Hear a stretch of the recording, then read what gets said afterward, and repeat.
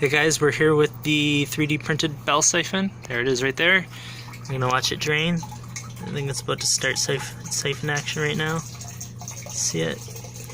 Go there.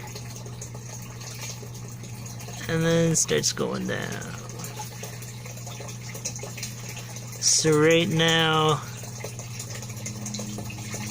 yeah, there, it's working a little better now.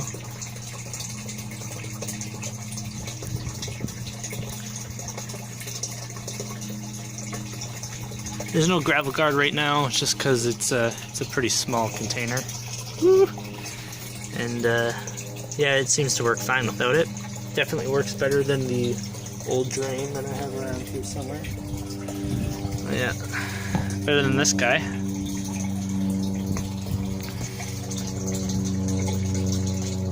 Right there.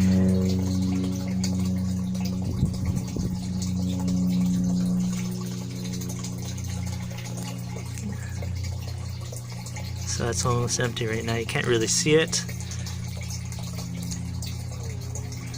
but it's working pretty well. And the siphon just broke. The little pump pumps water up, and the pump doesn't stop. It's on a timer. Yeah, that's a first bell siphon revision. Test it out.